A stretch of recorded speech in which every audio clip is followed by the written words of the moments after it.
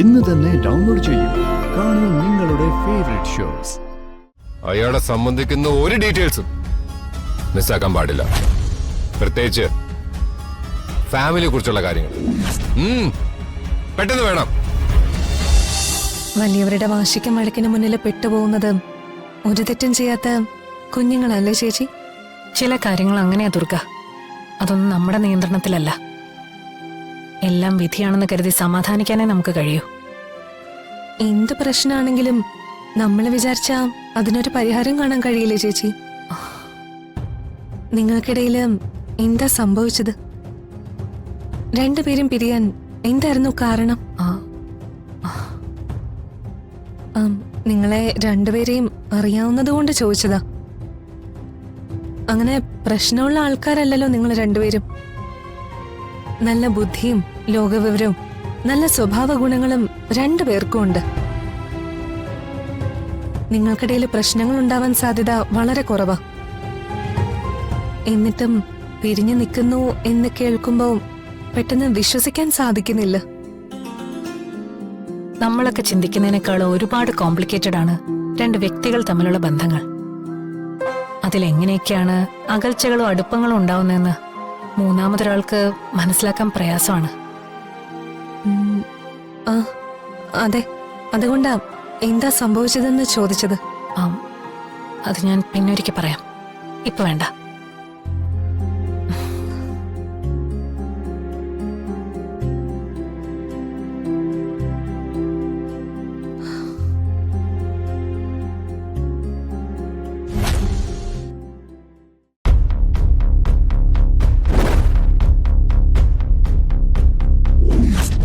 എനിക്ക് ജന്മം നൽകിയ എന്റെ സ്വന്തം അച്ഛനെ തന്നെയാ ഞാൻ അച്ഛാന്ന് വിളിച്ചത്.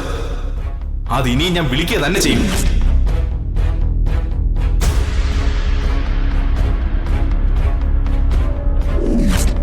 ആരൊക്കെ എതിർത്താലും എന്തൊക്കെ പറഞ്ഞാലും നിങ്ങളാ എന്റെ അച്ഛൻ. ഞാൻ നിങ്ങളുടെ മകനാ. അതിലൊരു മാറ്റവും വരില്ല. സത്യം എത്ര മറച്ചു വെച്ചാലും അത് പുറത്തു വരിക തന്നെ ചെയ്യും.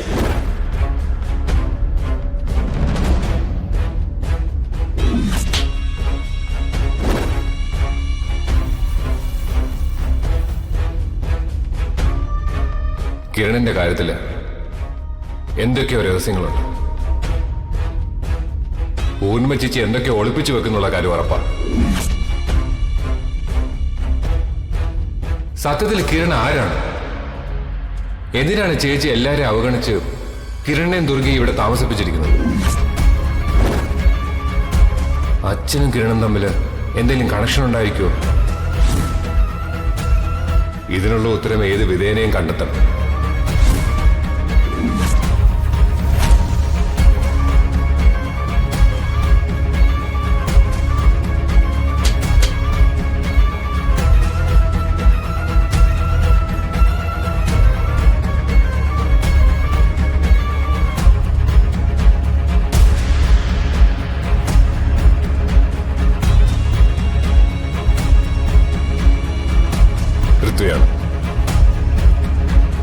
സ്പെഷ്യൽ കിഡ്സിനെ പഠിപ്പിക്കുന്ന സ്കൂളിലെ അധ്യാപകനായി വർക്ക് ചെയ്യുന്ന കിരൺ എന്ന ആളിന്റെ ഫുൾ ഡീറ്റെയിൽസ് എനിക്ക് വേണം. അതെ, പേഴ്സണൽ ആവശ്യത്തിനാണ്. അയാളെ സംബന്ധിക്കുന്ന ഒരു ഡീറ്റെയിൽസും മിസ്സാക്കാൻ പാടില്ല. പ്രത്യേകിച്ച് ഫാമിലിയെ കുറിച്ചുള്ള കാര്യങ്ങൾ പെട്ടെന്ന് വേണം.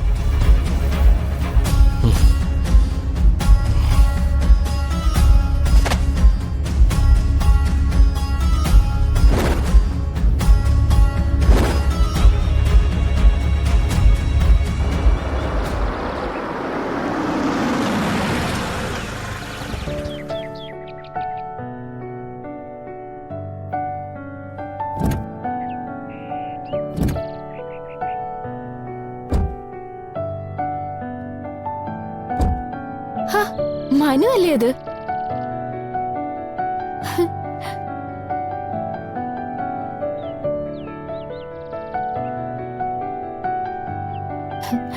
മനു, അക്ഷിതേ, താനെന്താ ഇവിടെ?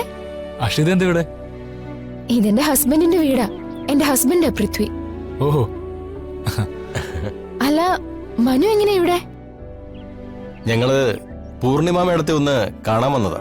ഓ, അതെ ഇതെന്റെ അച്ഛനാ. ആ മാധവൻ. ഞങ്ങള് കോളേജിൽ ഒരുമിച്ചായിരുന്നു അച്ഛാ.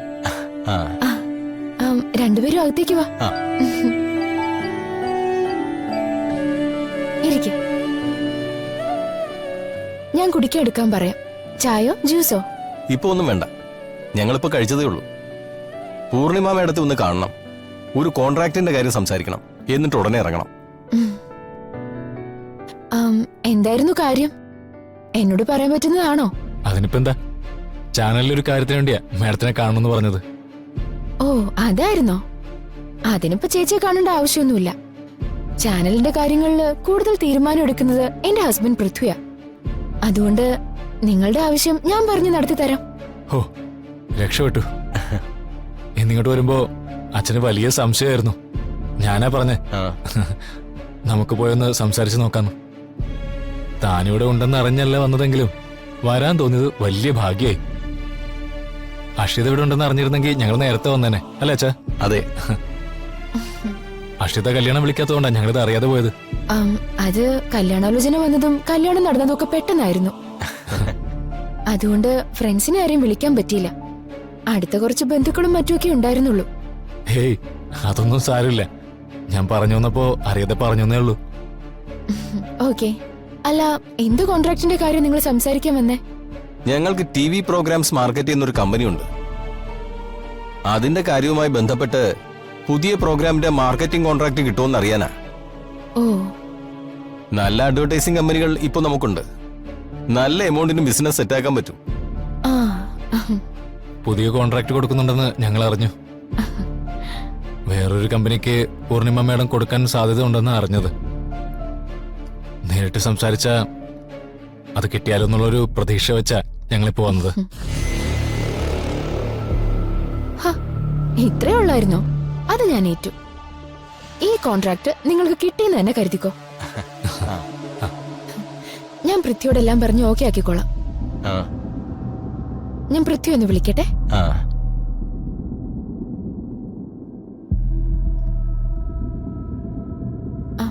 പൃഥ്വി, പൃഥ്വി. എന്താടോ? തിരക്കല്ലെങ്കിൽ ഒന്നിങ്ങോട്ട് വരാവോ? ആ വരാം.